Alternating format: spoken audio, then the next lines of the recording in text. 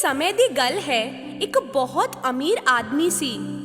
ਉਹਨਾਂ ਦੀਆਂ 3 ਬੇਟੀਆਂ ਸੀ, ਜਿਹਦੇ ਚੋਂ 2 ਬਹੁਤ ਹੀ ਲਾਲਚੀ ਅਤੇ ਮਤਲਬੀ ਸੀ। ਪਰ ਉਹਨਾਂ ਦੀ ਤੀਜੀ ਬੇਟੀ ਦੇ ਦਿਲ ਵਿੱਚ ਢੇਰ ਸਾਰਾ ਪਿਆਰ ਸੀ। ਇੱਕ ਦਿਨ ਪਿਓ ਨੂੰ ਖਬਰ ਮਿਲੀ ਕਿ ਉਹਨਾਂ ਦੇ ਕੁਝ ਜਹਾਜ਼ ਤੂਫਾਨ ਦੀ ਵਜ੍ਹਾ ਨਾਲ ਸਮੁੰਦਰ ਵਿੱਚ ਡੁੱਬ ਗਏ ਨੇ। ਉਸ ਵਿਚਾਰੇ ਦਾ ਸਭ ਕੁਝ ਖਤਮ ਹੋ ਗਿਆ, ਸਿਵਾਏ ਜਿਸ ਘਰ ਵਿੱਚ ਉਹ ਰਹਿੰਦੇ ਸੀ। ਦੋਵੇਂ ਲਾਲਚੀ ਭੈਣਾਂ ਇਸ ਗੱਲ ਤੋਂ ਜ਼ਰਾ ਪਰੇਸ਼ਾਨ ਸੀ। ਉਸ ਪੂਰਾ ਦਿਨ ਉਹ ਬਸ ਬੈਠੇ-ਬੈਠੇ ਚੰਗਾ ਮੰਦਾ ਬੋਲ ਰਹੀਆਂ ਸੀ। ਘਰ ਦਾ ਸਾਰਾ ਕੰਮ ਬਿਊਟੀ ਹੀ ਕਰ ਰਹੀ ਸੀ। ਕੁਝ ਸਮੇਂ ਬਾਅਦ ਪਿਤਾ ਜੀ ਨੂੰ ਪਤਾ ਚੱਲਿਆ ਕਿ ਉਹਨਾਂ ਦਾ ਇੱਕ ਜਹਾਜ਼ ਸਮੁੰਦਰ ਕੰਢੇ ਪਹੁੰਚ ਗਿਆ ਹੈ। ਉਹ ਉਹਦੇ ਕੋਲ ਜਾਣ ਦੀ ਤਿਆਰੀ ਕਰਨ ਲੱਗੇ। ਜਾਣ ਤੋਂ ਪਹਿਲਾਂ ਉਹਨਾਂ ਨੇ ਆਪਣੀ ਬੇਟੀਆਂ ਨੂੰ ਪੁੱਛਿਆ, ਤੁਹਾਡੇ ਤਿੰਨਾਂ ਦੇ ਵਾਸਤੇ ਅਸੀਂ ਕੀ ਲਿਆਈਏ? ਡਰੈਸ, ਸ਼ੂਜ਼, ਨੈਕਲੈਸ ਅਤੇ ਬ੍ਰੇਸਲੇਟਸ। ਤੇ ਤੇਰੇ ਲਈ ਬਿਊਟੀ, ਕੁਛ ਤਾਂ ਮੰਗ। ਬਸ ਇੱਕ ਗੁਲਾਬ ਦਾ ਫੁੱਲ ਡੈਡੀ। ਪਿਤਾ ਜੀ ਇੱਕ ਲੰਮਾ ਸਫ਼ਰ ਤੈਅ ਕਰਕੇ ਉਸ ਜਹਾਜ਼ ਤੱਕ ਪਹੁੰਚੇ। ਨਾ ਉਸ ਵਿੱਚ ਕੋਈ ਸਮਾਨ ਸੀ, ਨਾ ਹੀ ਉਹ ਜਹਾਜ਼ ਕੰਮਦਾ ਰਹਿ ਗਿਆ ਸੀ। ਉਦਾਸ ਅਤੇ ਥੱਕੇ ਹਾਰੇ ਉਹ ਵਾਪਸ ਘਰ ਨੂੰ ਮੁੜ ਪਏ। ਹਨੇਰਾ ਹੁੰਦੇ ਉਹ ਇੱਕ ਜੰਗਲ ਵਿੱਚ ਪਹੁੰਚੇ। ਸੁਨਸਾਨ ਪਿਆ ਸੀ ਅਤੇ ਠੰਡ ਵੀ ਸੀ। ਬਰਫ਼ ਪੈ ਰਹੀ ਸੀ। ਕਈ ਘੰਟਿਆਂ ਤੱਕ ਉਹ ਤੁਰਦੇ ਰਹੇ, ਬਰਫ਼ ਦੇ ਉੱਤੇ ਵੀ। ਅਖੀਰ ਇੱਕ ਜਗ੍ਹਾ ਉਹਨਾਂ ਨੂੰ ਇੱਕ ਕੈਸਲ ਦਿਖਿਆ, ਜਿਹਦੇ ਵਿੱਚ ਲਾਈਟਾਂ ਜਲ ਰਹੀਆਂ ਸੀ। ਉਹ ਮਦਦ ਦੀ ਉਮੀਦ ਵਿੱਚ ਅੰਦਰ ਗਏ। ਕੁਝ ਅਜੀਬ ਸੀ ਉਹ ਕੈਸਲ। ਸਾਰੇ ਪਾਸੇ ਲਾਈਟਾਂ ਜਲ ਰਹੀਆਂ ਸੀ। ਡਾਈਨਿੰਗ ਟੇਬਲ ਤੇ ਖਾਣਾ ਵੀ ਲੱਗਿਆ ਸੀ ਅਤੇ ਚਿਮਨੀ ਵੀ ਜਲ ਰਹੀ ਸੀ। ਮਗਰ ਇਨਸਾਨ ਇੱਕ ਵੀ ਨਜ਼ਰ ਨਹੀਂ ਆ ਰਿਹਾ ਸੀ। ਉਹਨਾਂ ਨੇ ਆਵਾਜ਼ ਵੀ ਲਗਾਈ, ਪਰ ਕੋਈ ਜਵਾਬ ਨਹੀਂ। ਕਦੋਂ ਤੱਕ ਰੁਕਦੇ? ਭੁੱਖ ਬੜੀ ਲੱਗੀ ਸੀ। ਉਹਨਾਂ ਨੇ ਖਾਣਾ ਖਾਇਆ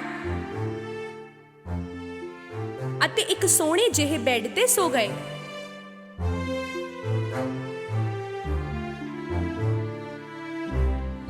ਜਦੋਂ ਉਹ ਸਵੇਰੇ ਉੱਠੇ, ਉਹਨਾਂ ਨੂੰ ਪਾਣ ਵਾਸਤੇ ਤਾਜ਼ੇ ਕੱਪੜੇ ਤਿਆਰ ਮਿਲੇ।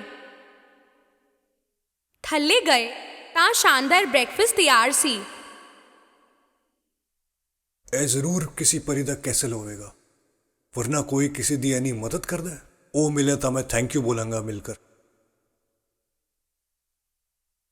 ਕੈਸਲ ਚੋਂ ਨਿਕਲਦੇ ਹੋਏ ਉਹਨਾਂ ਨੂੰ ਗਾਰਡਨ ਵਿੱਚ ਗੁਲਾਬ ਦਿਖਿਆ। ਉਹਨਾਂ ਨੇ ਸੋਚਿਆ, ਮੈਂ ਆਪਣੀ ਦੋਨਾਂ ਬੇਟੀਆਂ ਵਾਸਤੇ ਤਾਂ ਕੁਝ ਨਹੀਂ ਲੈ ਕੇ ਜਾ ਰਿਹਾ, ਘੱਟ ਤੋਂ ਘੱਟ ਬਿਊਟੀ ਵਾਸਤੇ ਤਾਂ ਲੈ ਜਾਵਾਂ। ਜਿੱਦਾਂ ਹੀ ਉਹਨਾਂ ਨੇ ਇੱਕ ਗੁਲਾਬ ਤੋੜਿਆ, ਧਰਤੀ ਹਿੱਲਣ ਲੱਗੀ ਅਤੇ ਹਵਾ ਤੇਜ਼ ਹੋ ਗਈ। ਪੇੜਾਂ ਦੇ ਵਿੱਚੋਂ ਇੱਕ ਰਾਖਸ਼ਸ ਵਰਗਾ ਦਿਖਣ ਵਾਲਾ ਬੀਸਟ ਨਿਕਲ ਕੇ ਆਇਆ। ਪਿਤਾ ਜੀ ਦਾ ਸਿਰ ਚੱਕਰਾਣ ਲੱਗਾ ਉਹਨੂੰ ਦੇਖ ਕੇ।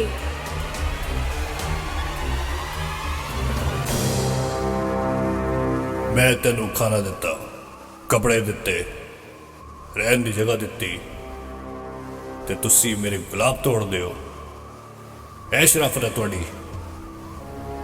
ਪਿਤਾ ਜੀ ਉਹਨੂੰ ਸੌਰੀ ਕਹਿੰਦੇ ਰਹੇ ਅਤੇ ਦੱਸਿਆ ਕਿ ਉਹ ਇੱਕ ਗੁਲਾਬ ਆਪਣੀ ਬੇਟੀ ਵਾਸਤੇ ਲੈ ਕੇ ਜਾਣਾ ਚਾਹੁੰਦੇ ਸੀ। ਜੋ ਤੁਸੀਂ ਕੀਤਾ ਉਹਦੀ ਸਜ਼ਾ ਤੇ ਮਿਲੇਗੀ। ਮੈਨੂੰ ਮਾਫ ਕਰ ਦੇਵੋ। ਮੈਂ ਤੁਹਾਨੂੰ ਇੱਕ ਹੀ ਸ਼ਰਤ ਤਾਂ ਮਾਫ ਕਰ ਸਕਦਾ। ਬੀਸਟ ਨੇ ਪਿਓ ਨੂੰ ਬੋਲਿਆ, ਤੁਹਾਡੀ 3 ਧੀਆਂ ਨੇ, ਜੇ ਉਹਨਾਂ ਚੋਂ ਇੱਕ ਮੇਰੇ ਨਾਲ ਰਹਿਣ ਲੱਗੇ ਤਾਂ ਮੈਂ ਤੈਨੂੰ ਜ਼ਿੰਦਾ ਰਹਿਣ ਦਿਆਂਗਾ। ਦਿਲ ਤੇ ਬੋਝ ਲੈ ਕੇ ਪਿਤਾ ਜੀ ਘਰ ਵੱਲ ਤੁਰ ਪਏ। ਘਰ ਪਹੁੰਚਣ ਤੇ ਦੋਨੋਂ ਮਤਲਬੀ ਭੈਣਾਂ ਨੇ ਪਿਤਾ ਜੀ ਦੀ ਕਹਾਣੀ ਸੁਣੀ, ਪਰ ਬੀਸਟ ਦੀ ਸ਼ਰਤ ਨੂੰ ਅਣਸੁਣਾ ਕਰ ਦਿੱਤਾ। ਬਿਊਟੀ ਉਹਨਾਂ ਤੋਂ ਵੱਖਰੀ ਸੀ। ਡੈਡੀ, ਜੇ ਤੁਸੀਂ ਹਾਂ ਕਹੋ ਤਾਂ ਬੀਸਟ ਦੇ ਕੋਲ ਮੈਂ ਚਲੀ ਜਾਣੀ ਹਾਂ। ਦੋਨੋਂ ਮਤਲਬੀ ਭੈਣਾਂ ਖੁਸ਼ ਹੋ ਗਈਆਂ, ਕਿਉਂਕਿ ਉਹਨਾਂ ਨੂੰ ਲੱਗਦਾ ਸੀ ਕਿ ਵੈਸੇ ਵੀ ਸਾਰੀ ਗਲਤੀ ਬਿਊਟੀ ਦੀ ਹੀ ਸੀ। ਉਦਾਸ ਅਤੇ ਮਜਬੂਰ ਪਿਤਾ ਜੀ ਬਿਊਟੀ ਨੂੰ ਲੈ ਕੇ ਕੈਸਲ ਵੱਲ ਨਿਕਲੇ।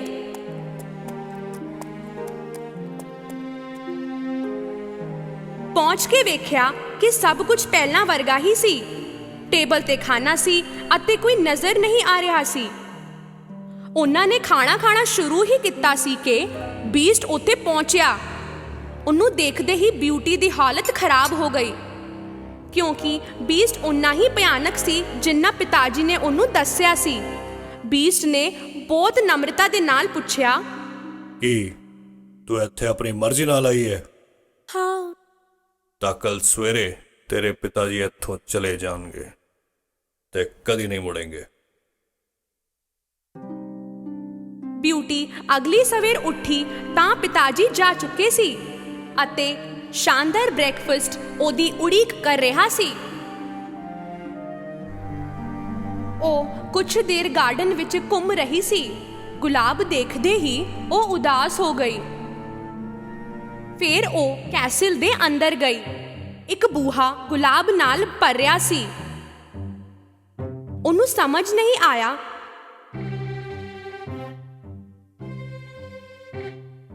ਉਹ ਉਹਦੇ ਅੰਦਰ ਗਈ। ਬਹੁਤ ਸੋਹਣੇ ਤਰੀਕੇ ਨਾਲ ਉਸ ਰੂਮ ਨੂੰ ਸਜਾਇਆ ਗਿਆ ਸੀ। ਉਹਦੇ ਵਿੱਚ ਕਿਤਾਬਾਂ, ਫੁੱਲ ਅਤੇ ਮਿਊਜ਼ੀਕਲ ਇਨਸਟਰੂਮੈਂਟ ਸੀ। ਉਹਨੂੰ ਲੱਗਿਆ ਕਿ ਜਿਹੜਾ ਰੂਮ ਨੂੰ ਇਸ ਤਰ੍ਹਾਂ ਸਜਾ ਸਕਦਾ ਹੈ ਉਹ ਕਿਸੇ ਨੂੰ ਸੱਟ ਨਹੀਂ ਪੁਜਾ ਸਕਦਾ। ਫਿਰ ਉਹਨੇ ਇੱਕ ਕਿਤਾਬ ਚੁੱਕੀ। ਉਹਦੇ ਵਿੱਚ ਗੋਲਡਨ ਲੈਟਰਸ ਨਾਲ ਲਿਖਿਆ ਸੀ, ਸਾਹਿਬਾ ਤੁਹਾਡੀ ਖੁਆਇਸ਼ ਮੇਰੀ ਲਈ ਹੁਕਮ ਹੈ। ਕਾਸ਼ ਮੈਂ ਡੈਡੀ ਨੂੰ ਹੁਣੇ ਦੇਖ ਪਾਂਦੀ। ਜਿੱਦਾਂ ਹੀ ਬਿਊਟੀ ਨੇ ਬੋਲਿਆ, ਉਹਨੂੰ ਸ਼ੀਸ਼ੇ ਵਿੱਚ ਪਿਤਾ ਜੀ ਦਿਖੇ। ਬਿਊਟੀ ਬਹੁਤ ਖੁਸ਼ ਹੋਈ। ਉਹਦੇ ਪਿਤਾ ਜੀ ਉਹਦੇ ਸਾਹਮਣੇ ਜੋ ਸੀ, ਉਸੇ ਰਾਤ ਡਿਨਰ ਦੇ ਸਮੇਂ ਬੀਸਟ ਫੇਰ ਆਇਆ। ਕਿ ਮੈਂ ਤੁਹਾਨੂੰ ਦੇਖ ਸਕਦਾ ਹਾਂ ਬਿਊਟੀ? ਇਹ ਕੈਸਲ ਤੁਹਾਡਾ ਹੈ, ਮੈਨੂੰ ਕਿਉਂ ਪੁੱਛ ਰਹੇ ਹੋ? ਨਹੀਂ, ਹੁਣ ਇਹ ਸਭ ਤੁਹਾਡਾ ਹੈ। ਤੁਸੀਂ ਚਾਹੋ ਤਾਂ ਮੈਂ ਹੁਣੇ ਨਿਕਲ ਜਾਵਾਂ ਇੱਥੋਂ। ਬਿਊਟੀ ਨੂੰ ਬਹੁਤ ਅਚਰਜ ਹੋਇਆ ਇਹ ਸੁਣ ਕੇ। ਮੈਂ ਤੁਹਾਨੂੰ ਕੁਝ ਪੁੱਛਣਾ ਚਾਹੁੰਦਾ ਕਿ ਮੈਂ ਸੱਚੀ ਹੀ ਬਦਸੂਰਤ ਹਾਂ? ਉਹਨੂੰ ਸਮਝ ਨਹੀਂ ਆ ਰਿਹਾ ਸੀ ਕਿ ਉਹ ਕੀ ਬੋਲੇ। ਫਿਰ ਉਹਨੇ ਸਿਰ ਹਿਲਾ ਕੇ ਹਾਮੀ ਭਰੀ। ਤਾਂ ਮੇਰੇ ਨਾਲ ਵਿਆਹ ਕਰੇਂਗੀ? ਇਸ ਵਾਰੀ ਬਿਊਟੀ ਜਰਾ ਸਖਤੀ ਨਾਲ ਬੋਲ ਪਈ, ਨਹੀਂ। ਬੀਸਟ ਵਾਪਸ ਮੁੜ ਕੇ ਚਲਾ ਗਿਆ, ਉਦਾਸ, ਕੱਲਾ। ਹਰ ਰੋਜ਼ ਡਿਨਰ ਦੇ ਵੇਲੇ ਬੀਸਟ ਬਿਊਟੀ ਨੂੰ ਮਿਲਦਾ ਸੀ ਅਤੇ ਉਹਦੀ ਕਾਫੀ ਦੇਖਭਾਲ ਕਰਦਾ ਸੀ। ਏਦਾਂ ਹੀ ਦਿਨ ਗੁਜ਼ਰਦੇ ਰਹੇ ਅਤੇ ਬਿਊਟੀ ਨੂੰ ਬੀਸਟ ਦੀ ਆਦਤ ਜਿਹੀ ਪੈ ਗਈ ਸੀ। ਕਾਸ਼ ਇਹ ਜਰਾ ਸੋਹਣੇ ਹੁੰਦੇ। ਕੁਝ ਮਹੀਨੇ ਹੋਰ ਗੁਜ਼ਰੇ। ਹੁਣ ਬਿਊਟੀ ਨੂੰ ਬੀਸਟ ਤੋਂ ਕੋਈ ਡਰ ਨਹੀਂ ਸੀ, ਬਲਕਿ ਉਹਨੂੰ ਉਹ ਪਸੰਦ ਆਣ ਲੱਗਾ ਸੀ। ਇੱਕ ਦਿਨ ਉਹਨੂੰ ਸ਼ੀਸ਼ੇ ਵਿੱਚ ਆਪਣੇ ਪਿਤਾ ਜੀ ਬਿਮਾਰ ਦਿਸੇ। ਉਹ ਬੀਸਟ ਦੇ ਕੋਲ ਗਈ ਘਰ ਜਾਣ ਲਈ ਪੁੱਛਣ, ਕਿਉਂਕਿ ਉਹਨੂੰ ਆਪਣੇ ਪਿਤਾ ਜੀ ਦੀ ਦੇਖਭਾਲ ਕਰਨੀ ਸੀ। ਬਿਲਕੁਲ ਤੁਸੀਂ ਜਾ ਸਕਦੇ ਹੋ, ਪਰ ਜੇ ਤੁਸੀਂ ਵਾਪਸ ਨਹੀਂ ਆਏ ਸ਼ਾਇਦ ਮੈਂ ਦੁੱਖ ਨਾਲ ਮਰ ਜਾਵਾਂਗਾ। ਮੈਂ ਇੱਕ ਹਫ਼ਤੇ ਵਿੱਚ ਵਾਪਸ ਆ ਜਾਵਾਂਗੀ।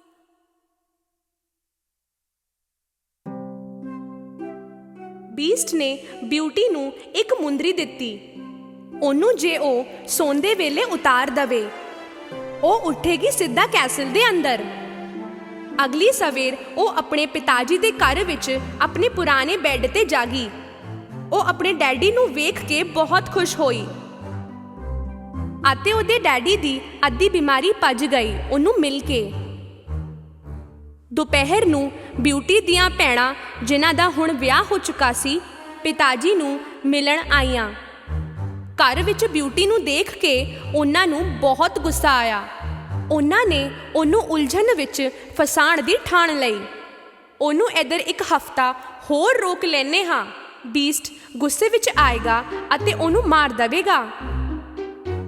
ਦੋਨੋਂ ਭੈਣਾਂ ਬਿਊਟੀ ਕੋਲ ਜਾ ਕੇ ਰੋਣ ਲੱਗੀਆਂ ਅਤੇ ਕਿਹਾ ਕਿ ਉਹਨਾਂ ਨੂੰ ਵੱਖ-ਵੱਖ ਨਹੀਂ ਰਹਿਣਾ। ਬਿਊਟੀ ਨੇ ਫੈਸਲਾ ਕਰ ਲਿਆ ਇੱਕ ਹੋਰ ਹਫ਼ਤਾ ਉੱਥੇ ਰਹਿਣ ਦਾ। ਕੁਝ ਦਿਨਾਂ ਵਿੱਚ ਹੀ ਬਿਊਟੀ ਨੂੰ ਬੀਸਟ ਦੀ ਯਾਦ ਆਉਣ ਲੱਗ ਪਈ। ਇੱਕ ਰਾਤ ਉਹਨੇ ਬੀਸਟ ਨੂੰ ਆਪਣੇ ਗਾਰਡਨ ਵਿੱਚ ਬੇਜਾਨ ਜਿਹਾ ਪਿਆ ਹੋਇਆ ਵੇਖਿਆ। ਉਹ ਇੱਕਦਮ ਘਬਰਾ ਉੱਠੀ। ਮੈਂ ਕਿੰਨੀ ਮਤਲਬੀ ਬਣ ਰਹੀ ਹਾਂ। ਉਹਨੇ ਉਸੇ ਵੇਲੇ ਆਪਣੀ ਮੁੰਦਰੀ ਕੱਢ ਕੇ ਰੱਖ ਦਿੱਤੀ ਅਤੇ ਅਗਲੀ ਸਵੇਰ ਉਹ ਬੀਸਟ ਦੀ ਕੈਸਲ ਵਿੱਚ ਉੱਠੀ। ਉਹ ਦਿਨ ਭਰ ਬੀਸਟ ਦਾ ਰਸਤਾ ਦੇਖਦੀ ਰਹੀ, ਪਰ ਉਹਦੀ ਕੋਈ ਖਬਰ ਨਹੀਂ। ਘੰਟੋਂ ਪਰੇਸ਼ਾਨ ਰਹੀ, ਪਰ ਬੀਸਟ ਦੀ ਕੋਈ ਖਬਰ ਨਹੀਂ। ਇੱਕਦਮ ਤੋਂ ਉਹ ਗਾਰਡਨ ਵਿੱਚ ਗਈ। ਬੀਸਟ ਉੱਥੇ ਹੀ ਪਿਆ ਸੀ, ਬਿਲਕੁਲ ਓਦਾਂ ਹੀ ਜਿੱਦਾਂ ਸੁਪਨੇ ਵਿੱਚ ਦੇਖਿਆ ਸੀ ਉਹਨੇ। ਬਿਊਟੀ ਭੱਜ ਕੇ ਗਈ ਉਹਦੇ ਕੋਲ ਅਤੇ ਉਹਨੂੰ ਗਲੇ ਲਾ ਲਿਆ। ਬੀਸਟ ਦਾ ਦਿਲ ਧੜਕ ਰਿਹਾ ਸੀ। ਉਹਨੇ ਬੜੀ ਮੁਸ਼ਕਿਲ ਨਾਲ ਅੱਖਾਂ ਖੋਲੀਆਂ ਤੇ ਕੁਝ ਕਿਹਾ। ਮੈਨੂੰ ਲੱਗਿਆ ਸੀ ਤੁਸੀਂ ਨਹੀਂ ਆਓਗੇ ਸਾਹਿਬਾ, ਤਾਂ ਹੀ ਮੈਂ ਖਾਣਾ ਪੀਣਾ ਛੱਡ ਦਿੱਤਾ ਸੀ ਤੇ ਮੈਂ ਮਰਨ ਦੀ ਉਡੀਕ ਕਰ ਰਿਹਾ ਸੀ। ਪਰ ਮੈਂ ਤਾਂ ਤੈਨੂੰ ਚਾਹੁੰਦੀ ਹਾਂ, ਤੁਸੀਂ ਮੇਰੇ ਨਾਲ ਵਿਆਹ ਕਰੋਗੇ? ਉਸੇ ਪਲ ਕੁਝ ਜਾਦੂ ਜਿਹਾ ਹੋਣ ਲੱਗਿਆ। ਕੈਸਲ ਦੀ ਖੂਬਸੂਰਤੀ 2 ਗੁਣਾ ਹੋ ਗਈ। ਬਿਊਟੀ ਨੇ ਚਮਕਦੀਆਂ ਅੱਖਾਂ ਨਾਲ ਚਾਰੋਂ ਪਾਸੇ ਵੇਖਿਆ ਅਤੇ ਫਿਰ ਜਦੋਂ ਬੀਸਟ ਵੱਲ ਮੁੜੀ ਉਹ ਤੇ ਉੱਥੇ ਇੱਕ ਗੱਭਰੂ ਜਵਾਨ ਤੇ ਸੋਹਣਾ ਪ੍ਰਿੰਸ ਸੀ। ਉਹਨੂੰ ਦੇਖਦੇ ਹੀ ਬਿਊਟੀ ਨੂੰ ਰੋਣਾ ਆ ਗਿਆ। ਤੁਸੀਂ ਕੌਣ ਹੋ? ਬੀਸਟ ਸੀ ਇੱਥੇ, ਉਹ ਕਿੱਥੇ ਗਏ? ਪ੍ਰਿੰਸ ਉੱਠ ਕੇ ਬੋਲਿਆ, ਮੈਂ ਹੀ ਉਹ ਬੀਸਟ ਹਾਂ। ਇੱਕ ਡਾਇਨ ਨੇ ਮੇਰੇ ਉੱਤੇ ਜਾਦੂ ਕਰਕੇ ਮੈਨੂੰ ਇੱਕ ਭਿਆਨਕ ਬੀਸਟ ਬਣਾ ਦਿੱਤਾ ਸੀ। ਜੇ ਤੁਸੀਂ ਮੈਨੂੰ ਵਿਆਹ ਲਈ ਨਹੀਂ ਪੁੱਛਦੇ, ਮੈਨੂੰ ਪੂਰੀ ਜ਼ਿੰਦਗੀ ਬੀਸਟ ਬਣ ਕੇ ਹੀ ਕੱਟਣੀ ਪੈਂਦੀ। ਬਿਊਟੀ ਇਹ ਸੁਣ ਕੇ ਬਹੁਤ ਖੁਸ਼ ਹੋਈ। ਸੱਚੇ ਦਿਲ ਨਾਲ ਉਹਨੂੰ ਸੱਚਾ ਪਿਆਰ ਜੋ ਮਿਲਿਆ। ਬਿਊਟੀ ਅਤੇ ਪ੍ਰਿੰਸ ਨੇ ਵਿਆਹ ਕੀਤਾ ਅਤੇ ਹਮੇਸ਼ਾ ਖੁਸ਼ੀ-ਖੁਸ਼ੀ ਰਹੇ।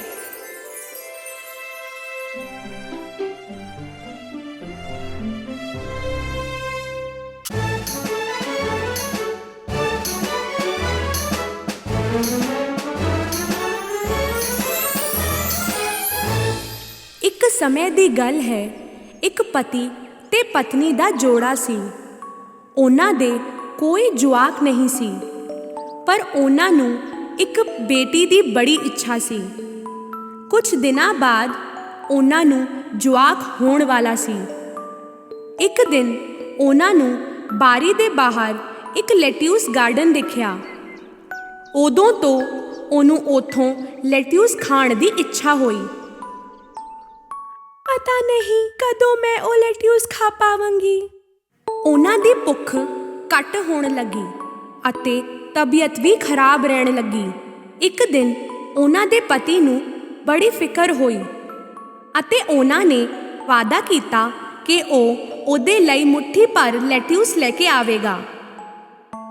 ਤੂੰ ਫਿਕਰ ਨਾ ਕਰ, ਮੈਂ ਤੇਰੇ ਲਈ ਲੈਟਸ ਲੈ ਆਵਾਂਗਾ।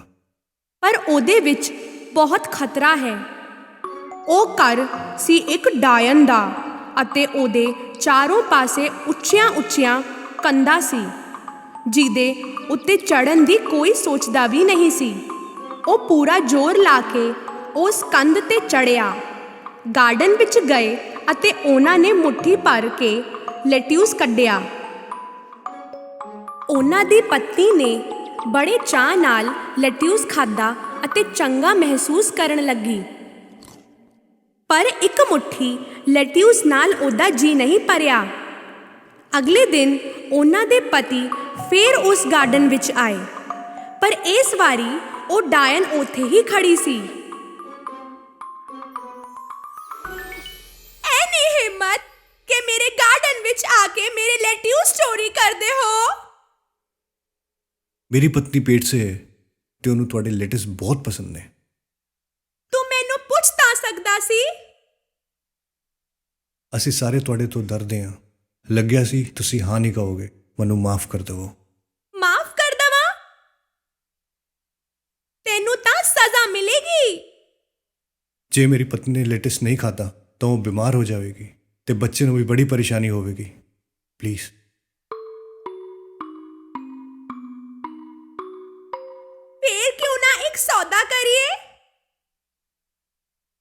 ਜਿੰਨਾ ਚਾਹੀਦਾ ਇੱਥੋਂ ਲੈਟਿਊਸ ਲੈ ਜਾ, ਪਰ ਇੱਕ ਸ਼ਰਤ ਤੇ। ਤੁਹਾਡੇ ਬੱਚੇ ਦਾ ਜਨਮ ਹੁੰਦੇ ਹੀ ਮੈਨੂੰ ਦੇ ਦਵੋਗੇ। ਡਰ ਦੇ ਮਾਰੇ ਉਹਨਾਂ ਨੇ ਹਾਂ ਕਹਿ ਦਿੱਤਾ। ਕੁਝ ਦਿਨਾਂ ਬਾਅਦ ਕੁੜੀ ਹੋਈ ਅਤੇ ਡਾਇਨ ਆ ਕੇ ਉਹਨੂੰ ਲੈ ਗਈ। ਉਹਨੇ ਉਹਦਾ ਨਾਮ ਰੱਖਿਆ ਰੈਪੁਨਜ਼ਲ, ਕਿਉਂਕਿ ਜਿਹੜੇ ਲੈਟਿਊਸ ਉਹਦੀ ਮਾਂ ਖਾਂਦੀ ਸੀ ਉਹਨਾਂ ਦਾ ਨਾਮ ਵੀ ਉਹੀ ਸੀ। ਉਸ ਡਾਇਨ ਨੇ ਰੈਪੁਨਜ਼ਲ ਦਾ ਬੜਾ ਖਿਆਲ ਰੱਖਿਆ।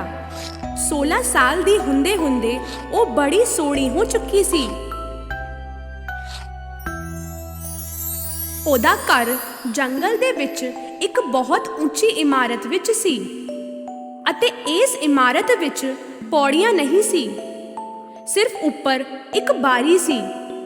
ਡਾਇਨ ਨੇ ਕਦੇ ਵੀ ਇਸ ਮੁਟਿਆਰ ਦੇ ਵਾਲ ਨਹੀਂ ਕੱਟੇ ਸੀ। ਉਹਨੂੰ ਮਿਲਣ ਆਂਦੀ ਤਾਂ ਥੱਲੇ ਤੋਂ ਆਵਾਜ਼ ਦਿੰਦੀ, ਰੈਪੁਨਜ਼ਲ, ਰੈਪੁਨਜ਼ਲ, ਰੈਪੁਨਜ਼ਲ, ਆਪਣੇ ਸੋਨੇ ਵਰਗੇ ਬਾਲ ਤਾਂ ਥੱਲੇ ਕਰ, ਤੁਹਾਡੀ ਮੰਮੀ ਹਾਂ। ਆਪਣੀ ਬਾਰੀ ਚੋਂ ਰੈਪੁਨਜ਼ਲ ਆਪਣੇ ਸੋਨੇ ਵਰਗੇ ਬਾਲ ਥੱਲੇ ਕੱਢਦੀ ਅਤੇ ਉਸ ਦੇ ਸਹਾਰੇ ਇਹ ਡਾਇਨ ਉੱਪਰ ਚੜ੍ਹ ਜਾਂਦੀ। ਇਹ ਸਾਲਾਂ ਤੱਕ ਚੱਲਦਾ ਰਿਹਾ। ਇੱਕ ਦਿਨ ਉਸ ਜੰਗਲ ਵਿੱਚ ਇੱਕ ਪ੍ਰਿੰਸ ਆਇਆ ਸ਼ਿਕਾਰ ਕਰਨ ਅਤੇ ਉਹਨੇ ਇੱਕ ਸੁਰੀਲੀ ਆਵਾਜ਼ ਨੂੰ ਸੁਣਿਆ, ਗਾਣਾ ਗਾਉਂਦੇ।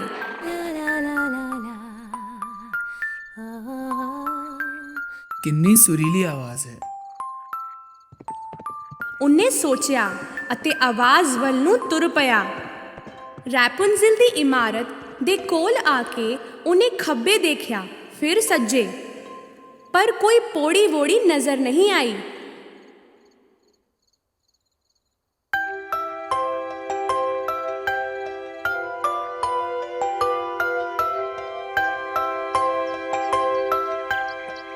ਉਹ ਆਵਾਜ਼ ਹਰ ਰੋਜ਼ ਪ੍ਰਿੰਸ ਨੂੰ ਉੱਥੇ ਖਿੱਚ ਕੇ ਲੈ ਆਂਦੀ ਸੀ, ਪਰ ਉੱਪਰ ਚੜ੍ਹਨਾ ਨਹੀਂ ਹੋ ਸਕਿਆ।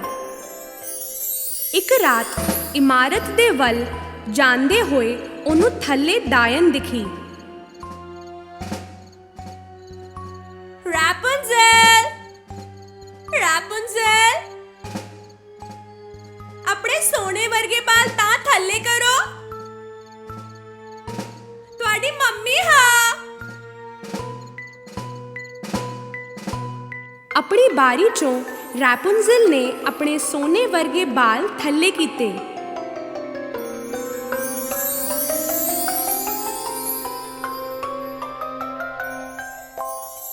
ਅਗਲੇ ਦਿਨ ਸੂਰਜ ਡੁੱਬਦੇ ਹੀ ਪ੍ਰਿੰਸ ਉੱਥੇ ਗਿਆ ਅਤੇ ਆਵਾਜ਼ ਦੇ ਕੇ ਚਿल्लाया, ਰੈਪੁਨਜ਼ਲ, ਰੈਪੁਨਜ਼ਲ, ਆਪਣੇ ਸੋਨੇ ਵਰਗੇ ਬਾਲ ਥੱਲੇ ਕਰੋ, ਮੈਂ ਤੁਹਾਡੀ ਮੰਮੀ ਹਾਂ।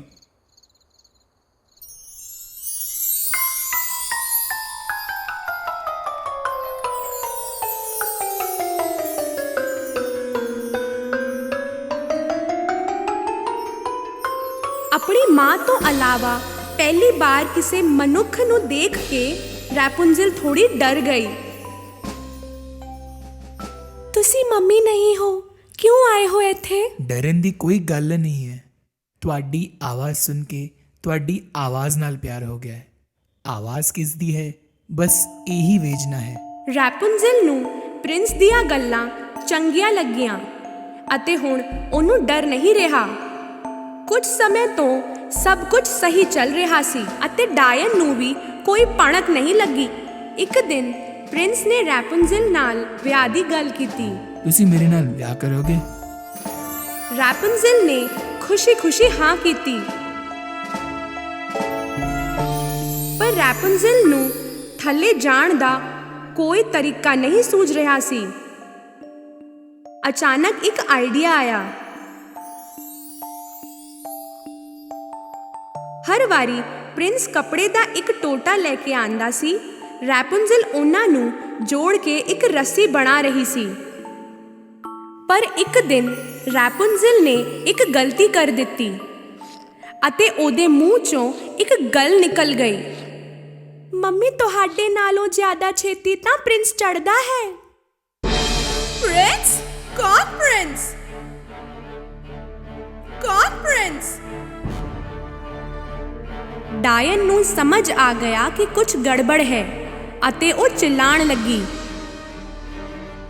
ਤੂੰ ਮੈਨੂੰ ਧੋਖਾ ਦਿੱਤਾ। ਮੈਂ ਤੈਨੂੰ ਬਾਹਰ ਦੀ ਦੁਨੀਆ ਤੋਂ ਬਚਾਉਣਾ ਚਾਹੁੰਦੀ ਸੀ।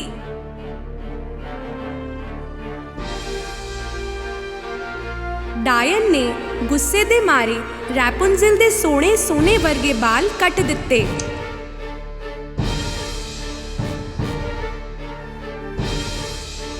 ਅਤੇ ਉਹਨੂੰ ਇੱਕ ਦੂਰ ਦਰਾਜ਼ ਦੇ ਰੇਗਿਸਤਾਨ ਭੇਜ ਦਿੱਤਾ। ਉਸ ਰਾਤ ਡਾਇਨ ਘਰ ਵਿੱਚ ਪ੍ਰਿੰਸ ਦੇ ਆਉਣ ਦੀ ਉਡੀਕ ਕਰ ਰਹੀ ਸੀ। ਥੋੜੀ ਦੇਰ ਵਿੱਚ ਪ੍ਰਿੰਸ ਦੀ ਆਵਾਜ਼ ਆਈ, ਰੈਪੁੰਜ਼ਲ, ਰੈਪੁੰਜ਼ਲ, ਆਪਣੇ ਸੋਨੇ ਵਰਗੇ ਬਾਲ ਤਾਂ ਥੱਲੇ ਕਰੋ, ਤੁਹਾਡਾ ਪ੍ਰਿੰਸ ਹਾਂ। ਡਾਇਨ ਨੇ ਰੈਪੁੰਜ਼ਲ ਦੇ ਬਾਲ ਥੱਲੇ ਕਰ ਦਿੱਤੇ। ਉੱਪਰ ਕੌਣ ਹੈ ਨਾ ਜਾਣਦੇ ਹੋਏ ਪ੍ਰਿੰਸ ਚੜਨ ਲੱਗ ਪਿਆ। ਉਥੇ ਰੈਪੁੰਜ਼ਲ ਨਹੀਂ ਬਲਕਿ ਡਾਇਨ ਦਿਖੀ। ਉਹ ਸਮਝ ਗਿਆ ਕਿ ਕੁਝ ਬੁਰਾ ਹੋਇਆ ਹੈ।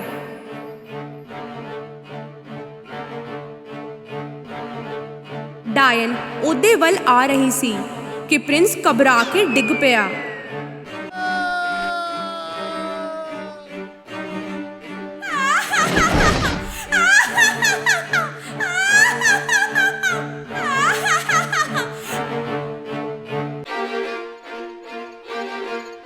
ਹੱਲੇ ਕੁਝ ਬੂਟੇ ਸੀ ਤੇ ਪ੍ਰਿੰਸ ਬਚ ਗਿਆ, ਪਰ ਅੱਖਾਂ ਵਿੱਚ ਕੰਡੇ ਲੱਗਣ ਕਰਕੇ ਉਹ ਦੇਖ ਨਹੀਂ ਪਾ ਰਿਹਾ ਸੀ। ਬਿਨਾਂ ਦੇਖੇ ਪ੍ਰਿੰਸ ਜੰਗਲ ਵਿੱਚ ਘੁੰਮਦਾ ਰਿਹਾ ਸੀ, ਰੈਪੁੰਜ਼ਲ ਨੂੰ ਲੱਭਦੇ ਹੋਏ। ਰਸਤੇ ਵਿੱਚ ਜੋ ਵੀ ਫਲ ਮਿਲੇ ਤੋੜ ਕੇ ਖਾਦੇ। ਤੁਰਦੇ ਤੁਰਦੇ ਇੰਨੀ ਦੂਰ ਗਿਆ ਕਿ ਰੇਗਿਸਤਾਨ ਪਹੁੰਚ ਗਿਆ ਅਤੇ ਅਚਾਨਕ ਕੁਝ ਹੋਇਆ। ਇੱਕ ਸੁਰੀਲੀ ਆਵਾਜ਼ ਸੁਣਾਈ ਦਿੱਤੀ। ਉਹ ਆਵਾਜ਼ ਉਹ ਪਛਾਣਦਾ ਸੀ। ਉਹ ਉਸ ਆਵਾਜ਼ ਵੱਲ ਤੁਰਨ ਲੱਗਿਆ, ਚਿল্ਲਾਉਂਦੇ ਹੋਏ, ਰੈਪੁੰਜ਼ਲ, ਰੈਪੁੰਜ਼ਲ। ਰੈਪੁੰਜ਼ਲ ਨੇ ਪ੍ਰਿੰਸ ਦੀ ਆਵਾਜ਼ ਪਛਾਣ ਲਈ। ਪ੍ਰਿੰਸ, ਤੁਸੀਂ? ਉਹ ਉਹਦੇ ਵੱਲ ਦੌੜ ਪਈ। ਦੋਨੋਂ ਕਿੰਨੇ ਖੁਸ਼ ਹੋਏ। ਮਿਲਦੇ ਹੀ ਦੋਨੋਂ ਗਲੇ ਲੱਗੇ ਅਤੇ ਉਹ ਰੋਣ ਲੱਗ ਪਈ। ਰੈਪੁੰਜ਼ਲ ਦੇ ਹੰਝੂ ਪ੍ਰਿੰਸ ਦੀਆਂ ਅੱਖਾਂ ਉੱਤੇ ਡਿੱਗੇ ਅਤੇ ਅਚਾਨਕ ਇੱਕ ਚਮਤਕਾਰ ਹੋਇਆ ਅਤੇ ਪ੍ਰਿੰਸ ਅੱਖਾਂ ਖੋਲ ਕੇ ਦੇਖਣ ਲੱਗ ਪਿਆ। ਇਹ ਦੇਖ ਕੇ ਰੈਪੁੰਜ਼ਲ ਬਹੁਤ ਖੁਸ਼ ਹੋਈ।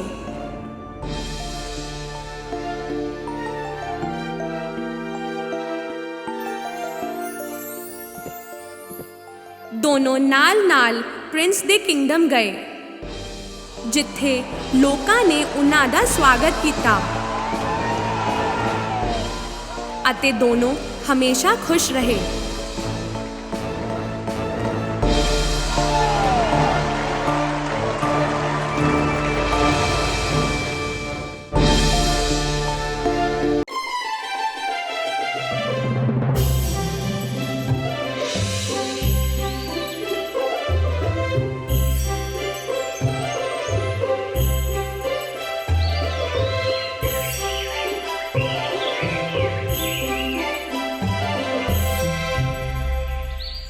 ਇੱਕ ਵਕਤ ਦੀ ਗੱਲ ਹੈ, ਬਹੁਤ ਦੂਰ ਇੱਕ ਥਾਂ ਤੇ ਦੋ ਬੈਸਟ ਫਰੈਂਡ ਸੀ, ਜਿਹੜੇ ਕੋਲ-ਕੋਲ ਦੇ ਟਾਊਨ ਵਿੱਚ ਰਹਿੰਦੇ ਸੀ। ਉਹਨਾਂ ਦੇ ਨਾਮ ਸੀ ਕੇ ਅਤੇ ਗ੍ਰੇਡਾ।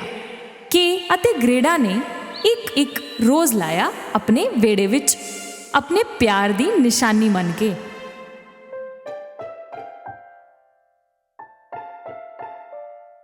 ਇਹ ਰੋਜ਼ਸ ਉਹਨਾਂ ਦੇ ਨਾਲ ਹੀ ਵੱਡੇ ਹੋਣ ਲੱਗੇ। ਸਿਆਲਾਂ ਦਾ ਮੌਸਮ ਸੀ ਅਤੇ ਹਰ ਪਾਸੇ ਬਰਫ਼ ਹੀ ਬਰਫ਼ ਪੈ ਰਹੀ ਸੀ ਅਤੇ ਉਹਦੇ ਨਾਲ ਹੀ ਵਕਤ ਆ ਗਿਆ ਸੀ ਗ੍ਰੇਡਾ ਦੀ ਬੇਬੇ ਤੋਂ ਮਜ਼ੇਦਾਰ ਕਹਾਣੀਆਂ ਸੁਣਨ ਦਾ। ਇਹ ਸਿਆਲ ਤੇ ਬਰਫ਼ ਕਿੱਥੋਂ ਆਉਂਦੇ ਨੇ? ਬਹੁਤ ਦੂਰ ਤੋਂ, ਬੇਬੇ ਨੇ ਜਵਾਬ ਦਿੱਤਾ ਅਤੇ ਸ਼ੁਰੂ ਕੀਤੀ ਆਪਣੀ ਕਹਾਣੀ। ਇੱਕ ਦੇਸ਼ ਸੀ, ਬਰਫ਼ ਹੀ ਬਰਫ਼ ਹਰ ਪਾਸੇ। ਉੱਥੋਂ ਦੀ ਰਾਣੀ ਕੱਲੀ ਰਹਿੰਦੀ ਸੀ ਆਪਣੀ ਬਰਫ਼ ਦੀ ਕੈਸਲ ਵਿੱਚ, ਜਿਹੜਾ ਉਹਨੇ ਆਪੇ ਹੀ ਬਣਾਇਆ ਸੀ। ਇਹ ਸਨੋ ਕੁਈਨ ਬੜੀ ਸੋਹਣੀ ਸੀ ਅਤੇ ਗੋਰੀ ਵੀ ਬਰਫ਼ ਵਰਗੀ। ਪਰ ਸਨੋ ਕੁਈਨ ਦਿਲ ਦੀ ਮਾੜੀ ਸੀ। ਆਈਸ ਕੈਸਲ ਵਿੱਚ ਕਈ ਸਾਰੇ ਰਾਜ਼ ਲੁਕੋ ਕੇ ਰੱਖੇ ਹੋਏ ਸੀ। ਉਹਦਾ ਆਈਸ ਮਿਰਰ ਵੀ ਇੱਕ ਜਾਦੂ ਦਾ ਮਿਰਰ ਸੀ। ਇਹਦੇ ਵਿੱਚ ਹੀ ਉਹ ਦੁਨੀਆ ਵਿੱਚ ਕਿੱਥੇ ਕੀ ਹੋ ਰਿਹਾ ਹੈ ਸਭ ਵੇਖ ਸਕਦੀ ਸੀ।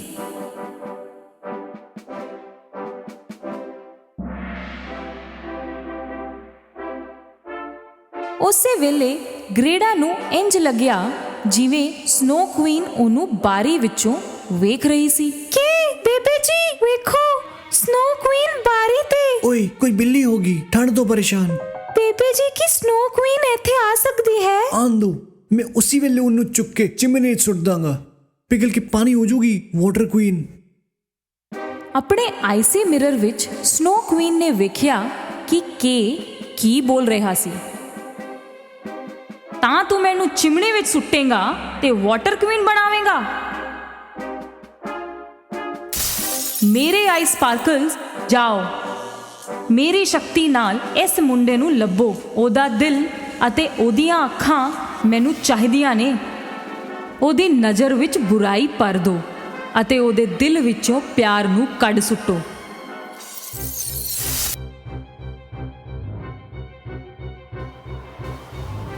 ਹੌਲੀ-ਹੌਲੀ ਇੱਕ ਬਰਫੀਲੀ ਹਨੇਰੀ ਗ੍ਰੇਡਾ ਦੇ ਘਰ ਦੇ ਕੋਲ ਤੇਜ਼ ਹੋਣ ਲੱਗੀ। ਆਈ ਸਪਾਰਕਲ ਉਹਦੇ ਵੱਲ ਨੂੰ ਹੀ ਆ ਰਹੇ ਸੀ। ਬਾਹਰ ਕੀ ਹੋ ਰਿਹਾ ਹੈ ਇਹ ਵੇਖਣ ਲਈ ਕੇ ਨੇ ਬਾਰੀ ਖੋਲੀ। ਗ੍ਰੇਡਾ ਉਸੇ ਵੇਲੇ ਜ਼ੋਰ ਨਾਲ ਬੋਲੀ, ਪਰ ਦੇਰ ਹੋ ਚੁੱਕੀ ਸੀ। ਮੇਰੀਆਂ ਅੱਖਾਂ, ਕੁਝ ਪੈ ਗਿਆ ਅੱਖਾਂ 'ਚ ਔਰ ਦਿਲ ਵਿੱਚ। ਕੀ ਹੈ ਇਹ ਸਭ? ਅਤੇ ਉਸੇ ਵੇਲੇ ਆਈ ਸਪਾਰਕਲਸ ਨੇ ਸਨੋ ਕੁਈਨ ਦਾ ਕੰਮ ਕਰ ਦਿੱਤਾ ਸੀ। ਉਹਦੀਆਂ ਅੱਖਾਂ ਅਤੇ ਦਿਲ ਤੇ ਸੱਟ ਲੱਗ ਚੁੱਕੀ ਸੀ ਅਤੇ ਕੇ ਬਦਲ ਚੁੱਕਿਆ ਸੀ। ਗ੍ਰੇਡਾ ਨੇ ਪੁੱਛਿਆ ਉਹਨੂੰ ਕੀ ਹੋਇਆ, ਪਰ ਉਹ ਮੁੜ ਕੇ ਉਹਦੇ ਉੱਤੇ ਚਿল্ਲਾਇਆ, ਕੁਝ ਨਹੀਂ ਹੋਇਆ, ਠੀਕ ਹਾਂ, ਪਰੇਸ਼ਾਨ ਨਾ ਕਰ। ਇਹ ਪਹਿਲੀ ਵਾਰੀ ਸੀ ਕਿ ਗ੍ਰੇਡਾ ਨਾਲ ਇੰਨੀ ਬਦਤਮੀਜ਼ੀ ਨਾਲ ਬੋਲਿਆ। ਗ੍ਰੇਡਾ ਨੂੰ ਸਮਝ ਨਹੀਂ ਆ ਰਿਹਾ ਸੀ ਕਿ ਉਹ ਏਦਾਂ ਦਾ ਕਿਉਂ ਹੋ ਗਿਆ। ਕੇ ਨੇ ਸਵੇਰੇ ਵੀ ਬਦਤਮੀਜ਼ੀ ਕੀਤੀ ਸੀ ਜਦੋਂ ਉਹ ਆਪਣਾ ਸਲੇ ਬਾਹਰ ਕੱਢ ਰਿਹਾ ਸੀ। ਗ੍ਰੇਡਾ ਨੇ ਪੁੱਛਿਆ ਕਿ ਕਿੱਥੇ ਜਾ ਰਹੇ ਹੋ? ਉਹ ਮੁੜ ਕੇ ਉਹਦੇ ਉੱਤੇ ਭੜਕ ਪਿਆ। ਉਹ ਸਲੇ ਉੱਤੇ ਚੜ ਕੇ ਤੁਰ ਗਿਆ। ਗ੍ਰੇਡਾ ਉਹਦੇ ਤੱਕ ਨਹੀਂ ਪੁੱਜ ਸਕੀ। ਅਚਾਨਕ ਉਹਦੇ ਸਾਹਮਣੇ ਸਨੋ ਕੁਈਨ ਆ ਗਈ ਅਤੇ ਕੇ ਉਹਦੇ ਪਿੱਛੇ ਤੁਰ ਪਿਆ। ਗ੍ਰੇਡਾ ਕੁਝ ਵੀ ਨਹੀਂ ਕਰ ਸਕੀ ਤੇ ਕੇ ਗਾਇਬ ਹੋ ਗਿਆ। ਸਨੋ ਕੁਈਨ ਉਹਨੂੰ ਆਪਣੇ ਆਈਸ ਕੈਸਲ ਵਿੱਚ ਲੈ ਕੇ ਜਾ ਰਹੀ ਸੀ। ਗ੍ਰੇਡਾ ਬਾਰੀ ਤੇ ਖੜੀ ਉਹਦੀ ਰਾਹ ਵੇਖਦੀ ਰਹੀ। ਦਿਨ ਮਹੀਨੇ ਲੰਘ ਗਏ ਅਤੇ ਸਿਆਲਾਂ ਦਾ ਮੌਸਮ ਵੀ ਚਲਾ ਗਿਆ, ਪਰ ਕੇ ਨਹੀਂ ਆਇਆ। ਆਪੇ ਹੀ ਕੁਝ ਕਰਨ ਦੀ ਸੋਚ ਕੇ ਗ੍ਰੇਡਾ ਨਿਕਲ ਪਈ ਆਪਣੇ ਦੋਸਤ ਨੂੰ ਲੱਭਣ, ਨਾਲ ਸਿਰਫ ਬੇਬੇ ਦਾ ਦਿੱਤਾ ਹੋਇਆ ਮਿਰਰ ਲੈ ਕੇ।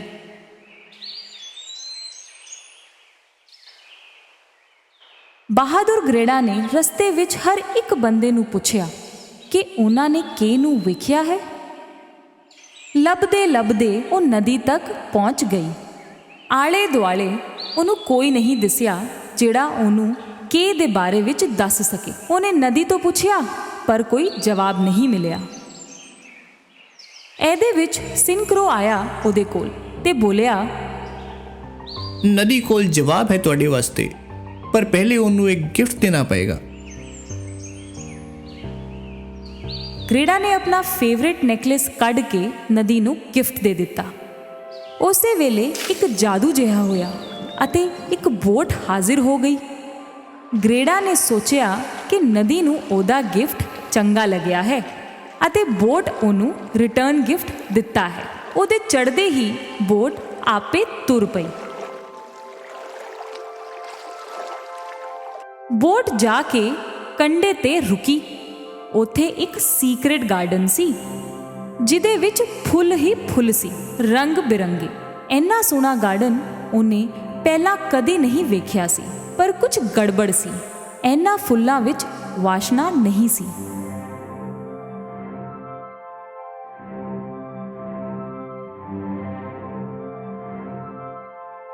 ਗਾਰਡਨ ਦੇ ਦੂਜੇ ਪਾਸਿਓਂ ਇੱਕ ਜਨਾਨੀ ਉਹਦੇ ਵੱਲ ਆ ਰਹੀ ਸੀ। ਇਹ ਗਾਰਡਨ ਦੀ ਓਨਰ ਸੀ।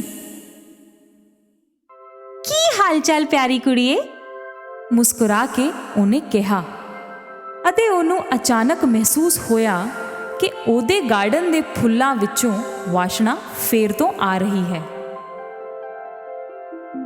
ਆਮ ਸੌਰੀ, ਮੈਂ ਤੁਹਾਡੀ ਪਰਮਿਸ਼ਨ ਲਿੱਤੇ ਬਿਨਾਂ ਆ ਗਈ। ਕੋਈ ਗੱਲ ਨਹੀਂ ਧੀਏ, ਚੰਗਾ ਹੋਇਆ ਤੂੰ ਇੱਥੇ ਆਈ। ਕਈ ਸਾਲਾਂ ਤੋਂ ਕੋਈ ਆਇਆ ਹੀ ਨਹੀਂ ਮੇਰੇ ਗਾਰਡਨ ਵਿੱਚ। ਤੂੰ ਕੱਲੀ ਇੱਥੇ ਕੀ ਕਰ ਰਹੀ ਹੈ? ਗ੍ਰੇਡਾ ਨੇ ਫਲਾਵਰ ਲੇਡੀ ਨੂੰ ਕਿਹਾ ਕਿ ਉਹ ਆਪਣੇ ਦੋਸਤ ਕੇ ਨੂੰ ਲੱਭ ਰਹੀ ਹੈ, ਪਰ ਫਲਾਵਰ ਲੇਡੀ ਨੇ ਕਿਹਾ ਕਿ ਗ੍ਰੇਡਾ ਤੋਂ ਪਹਿਲਾਂ ਸਾਲਾਂ ਤੱਕ ਉਹਨੇ ਕੋਈ ਹੋਰ ਬੰਦਾ ਇੱਥੇ ਨਹੀਂ ਵੇਖਿਆ। ਤਾਂ ਮੈਨੂੰ ਫਿਰ ਮੁੜ ਕੇ ਰੋਡ ਤੇ ਜਾਣਾ ਚਾਹੀਦਾ ਹੈ। ਮੈਨੂੰ ਕੇ ਨੂੰ ਲੱਭਣਾ ਪਵੇਗਾ। ਫਲਾਵਰ ਲੇਡੀ ਨਹੀਂ ਚਾਹੁੰਦੀ ਸੀ ਕਿ ਗ੍ਰੇਡਾ ਕਿਤੇ ਵੀ ਜਾਵੇ, ਇਸ ਕਰਕੇ ਉਹਨੇ ਇੱਕ ਝੂਠ ਬੋਲਿਆ। ਕੀ ਨਾਮ ਦੱਸਿਆ? ਸ਼ਾਇਦ ਵੇਖਿਆ ਹੋਵੇ ਉਹਨੂੰ ਕਿਤੇ। ਗ੍ਰੇਡਾ ਨੇ ਫਲਾਵਰ ਲੇਡੀ ਨੂੰ ਸਭ ਕੁਝ ਦੱਸਿਆ ਅਤੇ ਜਦੋਂ ਫਲਾਵਰ ਲੇਡੀ ਨੇ ਸਨੋ ਕੁਈਨ ਦਾ ਨਾਮ ਸੁਣਿਆ, ਉਹ ਭੜਕ ਗਈ। Snow Queen? ਉਹਦਾ ਤਾਂ ਨਾਮ ਵੀ ਨਾ ਲੈ। ਉਹਦੇ ਕਰਕੇ ਹੀ ਮੇਰੇ ਫੁੱਲਾਂ ਵਿੱਚੋਂ ਵਾਸ਼ਨਾ ਚਲੀ ਗਈ ਸੀ। ਫਿਰ ਅਚਾਨਕ ਉਹਦਾ ਦਿਲ ਕੀਤਾ ਕਿ ਉਹ ਗ੍ਰੇਡਾ ਦੇ ਬਾਲ ਬਣਾਵੇ। ਗ੍ਰੇਡਾ ਨੂੰ ਸਮਝ ਨਹੀਂ ਆਇਆ ਕਿ ਕਿਉਂ, ਪਰ ਉਹਨੇ ਜਿੱਦ ਕੀਤੀ। ਗ੍ਰੇਡਾ ਨੂੰ ਇਹ ਨਹੀਂ ਪਤਾ ਸੀ ਕਿ ਉਹ ਇੱਕ ਜਾਦੂਈ ਕੰਘੀ ਸੀ। ਇਸ ਕੰਘੀ ਦੇ ਜਾਦੂ ਨਾਲ ਗ੍ਰੇਡਾ ਸਭ ਕੁਝ ਭੁੱਲ ਗਈ। ਹੁਣ ਸਿਰਫ ਖੁਸ਼ੀਆਂ ਯਾਦ ਸੀ। ਫਲਾਵਰ ਲੇਡੀ ਮਾੜੀ ਨਹੀਂ ਸੀ। ਉਹਨੇ ਇਹ ਸਭ ਚੰਗੀ ਨੀਅਤ ਨਾਲ ਕੀਤਾ ਸੀ। ਜਦੋਂ ਉਹ ਆਪਣੀ ਨੀਂਦ ਵਿੱਚੋਂ ਜਾਗੀ, ਗ੍ਰੇਡਾ ਨੂੰ ਕੁਝ ਯਾਦ ਨਹੀਂ ਰਿਹਾ। ਉਹ ਇੱਥੇ ਕਿੱਦਾਂ ਆਈ, ਕਿਉਂ ਆਈ, ਕੁਝ ਵੀ ਨਹੀਂ। ਫਿਰ ਉਹਨੂੰ 2 ਰੋਜ਼ਸ ਦਿਸੇ ਫਲਾਵਰ ਲੇਡੀ ਦੇ ਹੈਟ ਵਿੱਚ ਅਤੇ ਕੁਝ ਯਾਦ ਆਉਣ ਲੱਗਾ। ਪਿਆਰ ਦੇ ਅੱਗੇ ਕਿਹੜਾ ਜਾਦੂ ਚੱਲਿਆ ਹੈ? ਉਹਨੂੰ ਨਹੀਂ ਪਤਾ ਸੀ ਉਹ ਕਿੰਨੀ ਦੇਰ ਇੱਥੇ ਸੁੱਤੀ ਰਹੀ, ਪਰ ਉਹਦੀਆਂ ਪਿਆਰੀਆਂ ਯਾਦਾਂ ਮੁੜ ਆਈਆਂ। ਉਹ ਫਿਰ ਨਦੀ ਕੋਲ ਗਈ ਅਤੇ ਬੋਟ ਤਾਂ ਉੱਥੇ ਹੀ ਸੀ, ਪਰ ਜਾਣਾ ਕਿੱਥੇ ਹੈ ਇਹ ਪਤਾ ਨਹੀਂ ਸੀ। ਉਸੇ ਵੇਲੇ ਇੱਕ ਕਰੋ ਉਹਦੇ ਕੋਲ ਆਇਆ। ਲੱਗਦਾ ਸੀ ਜਿਵੇਂ ਉਹ ਕੁਝ ਦੱਸਣ ਦੀ ਕੋਸ਼ਿਸ਼ ਕਰ ਰਿਹਾ ਹੋਵੇ ਅਤੇ ਗ੍ਰੇਡਾ ਉਹਦੇ ਪਿੱਛੇ ਪਿੱਛੇ ਤੁਰ ਪਈ ਅਤੇ ਉਹ ਪਹੁੰਚੇ ਆਈਸ ਸੀ ਵਿੱਚ। ਉੱਥੇ ਹੀ ਇੱਕ ਪਾਇਰੇਟ ਸ਼ਿਪ ਤੇ ਜਾ ਕੇ ਉਹ ਕਰੋ ਬੈਠ ਗਿਆ। ਗ੍ਰੇਡਾ ਹੌਲੀ ਜਿਹੇ ਉਸ ਸ਼ਿਪ ਕੋਲ ਪਹੁੰਚੀ। ਤਾਂ ਇਹ ਸ਼ਿਪ ਮੈਨੂੰ ਲੈ ਕੇ ਜਾਵੇਗਾ ਕੁਈਨ ਦੀ ਕੈਸਲ? ਅਚਾਨਕ ਕੁਝ ਪਾਇਰੇਟ ਉੱਥੇ ਆ ਗਏ ਅਤੇ ਉਹਨਾਂ ਵਿੱਚੋਂ ਇੱਕ ਪਾਇਰੇਟ ਕੁੜੀ ਨੇ ਗ੍ਰੇਡਾ ਨਾਲ ਗੱਲ ਕੀਤੀ। ਤੂੰ ਉੱਥੇ ਜਾਵੇਗੀ ਜਿੱਥੇ ਅਸੀਂ ਜਾਵਾਂਗੇ ਅਤੇ ਅਸੀਂ ਕਿਤੇ ਵੀ ਨਹੀਂ ਜਾ ਰਹੇ। ਉਸੇ ਵੇਲੇ ਸਨੋ ਕੁਈਨ ਕੋਸ਼ਿਸ਼ ਕਰ ਰਹੀ ਸੀ ਕਿ ਆਪਣਾ ਪਾਸਟ ਭੁੱਲ ਜਾਵੇ। ਕਾਫੀ ਕੁਝ ਤਾਂ ਉਹ ਭੁੱਲ ਗਿਆ ਸੀ, ਪਰ ਗ੍ਰੇਡਾ ਉਹਨੂੰ ਨਹੀਂ ਭੁੱਲ ਰਹੀ ਸੀ। ਬਹੁਤ ਜਲਦੀ ਤੇਰਾ ਦਿਲ ਵੀ ਠੰਡਾ ਕਰ ਦਵਾਂਗੀ, ਫਿਰ ਕੁਝ ਵੀ ਨਹੀਂ ਯਾਦ ਰਹੇਗਾ ਤੈਨੂੰ। ਪਾਇਰੇਟ ਗਰਲ ਨੂੰ ਜਦੋਂ ਪਤਾ ਲੱਗਿਆ ਗ੍ਰੇਡਾ ਤੇ ਕੇ ਦੀ ਕਹਾਣੀ ਦਾ, ਉਹਨੇ ਕਿਹਾ ਕਿ ਉਹਨੂੰ ਭੁੱਲ ਜਾ, ਕਿਉਂਕਿ ਉਹਦਾ ਨਿਕਲਣਾ ਇੰਪੋਸੀਬਲ ਹੈ। ਮੇਰਾ ਬੈਸਟ ਫਰੈਂਡ ਹੈ ਕਿ ਮੈਂ ਉਹਨੂੰ ਲੱਭ ਕੇ ਹੀ ਰਵਾਂਗੀ। ਪਾਇਰੇਟ ਗਰਲ ਨੂੰ ਇਹ ਜ਼ਿੱਦ ਅਜੀਬ ਲੱਗ ਰਹੀ ਸੀ। ਐਕਚੁਅਲੀ ਉਹ ਚਾਹੁੰਦੀ ਸੀ ਕਿ ਉਹ ਉਹਦੇ ਨਾਲ ਹੀ ਰਹੇ, ਉਹਦੀ ਫਰੈਂਡ ਬਣ ਕੇ, ਪਰ ਗ੍ਰੇਡਾ ਜਿੱਦ ਦੀ ਪੱਕੀ ਸੀ। ਉਹਨੂੰ ਤਾਂ ਮੈਂ ਬਚਾਉਣਾ ਹੀ ਹੈ। ਉਹਦੀ ਕੋਈ ਦੋਸਤ ਨਹੀਂ ਸੀ। ਇਸ ਕਰਕੇ ਪਾਇਰੇਟ ਗਰਲ ਨੂੰ ਗ੍ਰੇਡਾ ਦੀ ਇਹ ਜ਼ਿੱਦ ਬੜੀ ਚੰਗੀ ਲੱਗੀ ਅਤੇ ਉਹ ਉਹਦੇ ਨਾਲ ਤੁਰ ਪਈ। ਅਗਲੀ ਸਵੇਰ ਉਹ ਉਹਦੇ ਵਾਸਤੇ ਇੱਕ ਰੇਂਡੀਅਰ ਲੈ ਕੇ ਆਈ। ਇਹ ਪੂਰੇ ਸਨੋ ਕਿੰਗਡਮ ਦੀ ਫਾਸਟੈਸਟ ਰੇਂਡੀਅਰ ਸੀ। ਉਹ ਗ੍ਰੇਡਾ ਨੂੰ ਰਾਹ ਦੱਸਣ ਵਾਲੀ ਸੀ।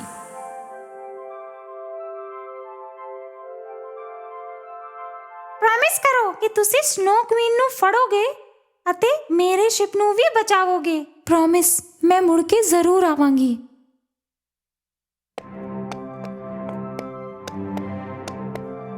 ਰੇਂਡੀਅਰ ਉੱਤੇ ਬਹਿ ਕੇ ਗ੍ਰੇਡਾ ਜਾ ਰਹੀ ਸੀ। ਉਹਨੂੰ ਪਹਿਲਾਂ ਇਹ ਜਾਣਨਾ ਸੀ ਕਿ ਸਨੋ ਕੁਈਨ ਨੂੰ ਕਿਵੇਂ ਹਰਾਣਾ ਹੈ ਅਤੇ ਰੇਂਡੀਅਰ ਉਹਨੂੰ ਇਹ ਸੀਕ੍ਰੇਟ ਦੱਸਣ ਵਾਲੀ ਸੀ। ਕਾਫੀ ਦੇਰ ਤੁਰ ਕੇ ਉਹ ਨਾਰਥ ਪੋਲ ਪਹੁੰਚੇ। ਉਹਨੂੰ ਇੱਕ 올ਡ ਮੈਨ ਮਿਲਿਆ। ਤੇ ਤੁਸੀਂ ਉਹ ਮਿਰਰ ਤੋੜ ਦਿੱਤਾ ਹੈ ਨਾ? ਗ੍ਰੇਡਾ ਨੂੰ ਸਮਝ ਨਹੀਂ ਆਇਆ ਕਿ 올ਡ ਮੈਨ ਨੂੰ ਮਿਰਰ ਦੇ ਬਾਰੇ ਵਿੱਚ ਕਿਵੇਂ ਪਤਾ ਸੀ, ਪਰ ਉਹਨੂੰ ਇਹ ਪਤਾ ਸੀ ਕਿ ਉਹ ਸਹੀ ਥਾਂ ਆਈ ਹੈ ਤੇ ਉਹਨੇ ਉਹਨਾਂ ਨੂੰ ਉਹ ਮਿਰਰ ਦਿਖਾਇਆ। ਤੇ ਮੈਂ ਸਨੋ ਕੁਈਨ ਨੂੰ ਇਹਦੇ ਨਾਲ ਹੀ ਹਰਾ ਦੇਵਾਂਗੀ। ਇਹ ਤਾਂ ਮੈਜਿਕ ਮਿਰਰ ਹੈ। ਇਹਦੇ 'ਚ ਸੱਚ ਦਿਖਦਾ ਹੈ, ਸਿਰਫ ਸੱਚ। ਅਗਰ ਸੱਚ ਕਿੱਥੇ ਲੁਕਿਆ ਹੋਵੇ ਤਾਂ ਵੀ ਦਿਖਦਾ ਹੈ। ਪਿਆਰ ਨਾਲੋਂ ਜ਼ਿਆਦਾ ਸਟਰੋਂਗ ਤਾਂ ਕੁਝ ਵੀ ਨਹੀਂ ਹੁੰਦਾ। ਇਸ ਕਰਕੇ ਅਸਲੀ ਤਾਕਤ ਤਾਂ ਸਾਡੇ ਵਿੱਚ ਹੈਗੀ ਹੀ ਹੈ, ਪਿਆਰ ਦੀ ਤਾਕਤ। ਗ੍ਰੇਡਾ ਨੂੰ ਪਤਾ ਲੱਗਿਆ ਕਿ ਸਨੋ ਕੁਈਨ ਕੌਣ ਸੀ। ਇਹਨਾਂ ਦੀ ਬਦੌਲਤ ਅਗਰ ਉਹ ਸੱਚ ਦਿਖਾ ਦੇਵੇ ਤਾਂ ਉਹ ਉਹਨੂੰ ਹਰਾ ਵੀ ਸਕਦੀ ਹੈ, ਕਿਉਂਕਿ ਸਨੋ ਕੁਈਨ ਵੀ ਪਹਿਲਾਂ ਇੱਕ ਚੰਗੀ ਕੁੜੀ ਸੀ, ਪਿਆਰ ਨਾਲ ਭਰੀ ਹੋਈ। ਜਿੱਥੇ ਵੀ ਉਹ ਛੂ ਲੈਂਦੀ ਸੀ ਫੁੱਲ ਖਿੜ ਜਾਂਦੇ ਸੀ ਅਤੇ ਉਹਦੀ ਸਮਾਈਲ ਵਿੱਚ ਸੂਰਜ ਵਰਗੀ ਚਮਕ ਸੀ। ਉਹ ਇੱਕ ਬਹੁਤ ਖੁਸ਼ ਕੁੜੀ ਸੀ। ਉਹਦਾ ਨਾਮ ਸੀ ਲਾਈਲਾ। ਪਰ ਸਭ ਨੂੰ ਲੱਗਦਾ ਸੀ ਕਿ ਉਹ ਇੱਕ ਜਾਦੂਗਰਨੀ ਹੈ ਅਤੇ ਇਸ ਕਰਕੇ ਕੋਈ ਉਹਦੇ ਨਾਲ ਨਾ ਖੇਡਦਾ ਸੀ ਨਾ ਗੱਲ ਕਰਦਾ ਸੀ। ਕੱਲੇਪਨ ਨੇ ਉਹਦੀ ਖੁਸ਼ੀ ਖੋ ਲਈ। ਉਹਨੇ ਆਪਣੇ ਆਲੇ ਦੁਆਲੇ ਸਾਰੇ ਲੋਕਾਂ ਨਾਲ ਨਫ਼ਰਤ ਹੋਣ ਲੱਗ ਪਈ ਅਤੇ ਇੱਕ ਦਿਨ ਉਹਨੇ ਇੱਕ ਵਿਸ਼ ਕੀਤੀ, ਜਿਹੜਾ ਵੀ ਮੈਨੂੰ ਤੰਗ ਕਰੇਗਾ ਉਹ ਆਈਸ ਬਣ ਜਾਵੇਗਾ। ਅਤੇ ਫਿਰ ਉਹਨੇ ਆਪਣਾ ਸਨੋ ਕੈਸਲ ਬਣਾਇਆ, ਸਭ ਤੋਂ ਦੂਰ, ਕੱਲੇ, ਖੁਸ਼ੀਆਂ ਤੋਂ ਵੀ ਦੂਰ। ਗ੍ਰੇਡਾ ਸਨੋ ਕੈਸਲ ਵਿੱਚ ਪਹੁੰਚੀ ਅਤੇ ਉਹਨੇ ਉੱਥੇ ਕੇ ਨੂੰ ਵੇਖਿਆ, ਆਈਸ ਦੀਆਂ ਮੂਰਤੀਆਂ ਬਣਾਉਂਦੇ ਹੋਏ। ਆਖਿਰ ਮੈਨੂੰ ਤੂੰ ਮਿਲ ਗਿਆ ਕੇ। ਤੂੰ ਭੁੱਲ ਗਿਆ ਮੈਨੂੰ? ਮੈਂ ਗ੍ਰੇਡਾ। ਕੇ ਨੇ ਗ੍ਰੇਡਾ ਵੱਲ ਵੇਖਿਆ ਪਰ ਪਛਾਣਿਆ ਨਹੀਂ। ਇੱਥੇ ਮੌਜੂਦ ਹਰ ਚੀਜ਼ ਦੀ ਤਰ੍ਹਾਂ ਇਹਦਾ ਦਿਲ ਵੀ ਬਰਫ਼ ਦਾ ਬਣ ਚੁੱਕਿਆ ਹੈ। ਗ੍ਰੇਡਾ ਨੇ ਉਹਦੀ ਗੱਲ ਨੂੰ ਅਣਸੁਣਾ ਕਰ ਦਿੱਤਾ। ਛੱਡ ਇਹਨੂੰ, ਇਹ ਹੁਣ ਮੇਰਾ ਹੈ। ਮੈਂ ਤੈਨੂੰ ਵੀ ਬਰਫ਼ ਦਾ ਬਣਾ ਦੇਵਾਂਗੀ। ਨਹੀਂ ਕਰੇਂਗੀ ਤੂੰ ਏਦਾਂ ਕਿ ਆਈ ਲਵ ਯੂ। ਉਹਨੂੰ ਯਾਦ ਆਇਆ, ਗ੍ਰੇਡਾ, ਹਾਂ ਮੈਨੂੰ ਯਾਦ ਆਇਆ। ਗੁੱਸੇ ਵਿੱਚ ਸਨੋ ਕੁਈਨ ਨੇ ਆਪਣਾ ਵੌਂਡ ਘੁਮਾਇਆ ਜ਼ੋਰ ਨਾਲ ਅਤੇ ਉਸ ਵਿੱਚੋਂ ਨਿਕਲੀ ਖਤਰਨਾਕ ਕਰਸ ਆਫ ਆਈਸ। ਉਸੇ ਵੇਲੇ ਗ੍ਰੇਡਾ ਨੇ ਆਪਣਾ ਮਿਰਰ ਕੱਢਿਆ ਅਤੇ ਉਹ ਕਰਸ ਉਹਦੇ ਨਾਲ ਟਕਰਾ ਕੇ ਗਾਇਬ ਹੋ ਗਿਆ। ਸਨੋ ਕੁਈਨ ਨੇ ਗ੍ਰੇਡਾ ਦੇ ਮਿਰਰ ਵਿੱਚ ਵੇਖਿਆ ਅਤੇ ਉਹਨੂੰ ਕੁਝ ਅਜੀਬ ਲੱਗਿਆ, ਕਿਉਂਕਿ ਉਹਨੂੰ ਉਹਦੇ ਵਿੱਚ ਦਿਸਿਆ ਲਾਈਲਾ ਦਾ ਚਿਹਰਾ। ਅਚਾਨਕ ਸਨੋ ਕੁਈਨ ਆਪਣੇ ਪਿਆਰੇ ਜਿਹੇ ਰੂਪ ਵਿੱਚ ਬਦਲ ਗਈ। ਉਹ ਲਾਈਲਾ ਬਣ ਗਈ। Thank you very much. ਹੁਣ ਮੈਂ ਜਾਣਦੀ ਹਾਂ ਕਿ ਮੈਂ ਕੌਣ ਹਾਂ। ਮੈਂ ਫੇਰ ਤੋਂ ਆਜ਼ਾਦ ਹੋ ਗਈ ਹਾਂ। Bye bye. ਕੇ ਤੇ ਗ੍ਰੇਡਾ ਇੱਕ ਦੂਜੇ ਨੂੰ ਵੇਖ ਕੇ ਮੁਸਕਰਾਏ। ਹੁਣ ਤੋਂ ਉਹ ਹਮੇਸ਼ਾ ਨਾਲ-ਨਾਲ ਰਹਿਣਗੇ, ਨਾਲ-ਨਾਲ ਵੱਡੇ ਹੋਣਗੇ। ਉਹਨਾਂ ਦੋਨੋਂ ਰੋਜ਼ਿਸ ਦੀ ਤਰ੍ਹਾਂ ਜਿਹੜੇ ਉਹਨਾਂ ਦੇ ਵਿਹੜੇ ਵਿੱਚ ਸੀ।